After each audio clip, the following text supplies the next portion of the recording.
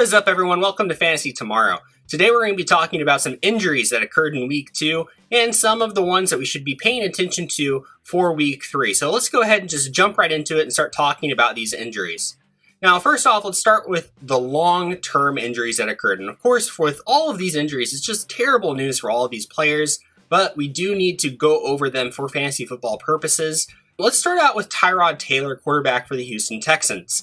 Now, he injured his hamstring, and it's already been confirmed that he is likely going to miss Week 3. And it's been said that he's likely going to miss even more time than just that. He'll probably be out for a few weeks. Now, this could be bad for the entire Houston offense now that rookie Davis Mills is going to be at the helm at quarterback for them. And so if you have like Brandon Cooks or someone like that, you might expect his production to drop off a little bit.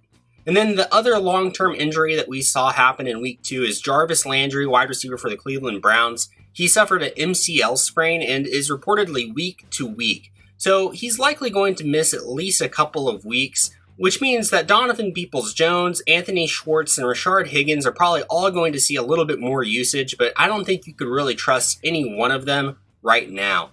Now, let's move into some injuries that we should keep an eye on this week, and these could easily become injuries that could be multiple weeks in the future, or they could be back this week. We just don't really quite know yet, so we need to get some more information. Now, let's start out with quarterback Andy Dalton of the Chicago Bears. He suffered a bone bruise on his knee, and right now the Bears aren't really telling us what his timetable is. So, of course, that means Justin Fields is going to be taking over that Chicago offense, and I think the Bears will be okay with Fields at the helm. But who knows when Dalton will come back, but it's reported that once he does come back, he will be the starter unless, Fields really goes out there and just, blows our socks off with how he performs, which is a possibility.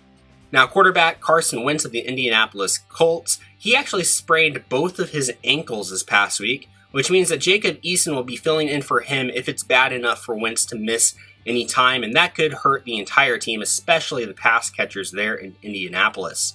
Now, another quarterback that got hurt, Tua Tagovailoa, quarterback for the Miami Dolphins, he hurt his ribs and is reportedly day-to-day. And the coaches are hopeful that he'll play in Week 3, which is good news for Tua, so we'll definitely want to see how he does this week.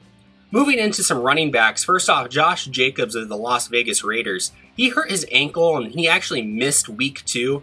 And right now, Coach Gruden said that he's very questionable to play for Week 3, so unless a miracle happens, I wouldn't expect for him to be out there.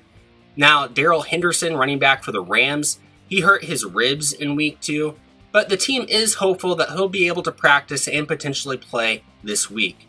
Now, moving on to some wide receivers, Diontae Johnson of the Pittsburgh Steelers, he hurt his knee, but it's reportedly not a serious injury. It was scary that he could potentially have torn his ACL or MCL, but that's not the case. But we'll need to definitely watch and see if he practices this week.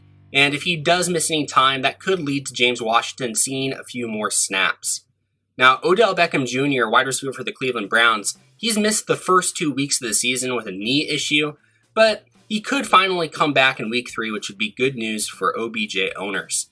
And Laviska Shenault, wide receiver for the Jacksonville Jaguars, he's dealing with a shoulder issue, but coaches believe that he'll be available for Week 3. Now, we're going to move into the San Francisco 49ers backfield because they had 3 running backs get hurt in Week 2. First off, Elijah Mitchell. Mitchell has a shoulder injury, but he seems like the best bet out of all of these guys to come back and be okay to play in Week 3. Trey Sermon, he actually has a concussion, is in the concussion protocol, which makes him very iffy for Week 3. And finally, JaMycal Hasty. He has an ankle injury, and he's reportedly going to miss some time. So with all of these guys, if any of them are going to miss any time, I would say that Trenton Cannon is the next guy up. But it seems like Mitchell should be able to play this week, which is good news for all of you guys that went out and grabbed Mitchell off of waivers last week.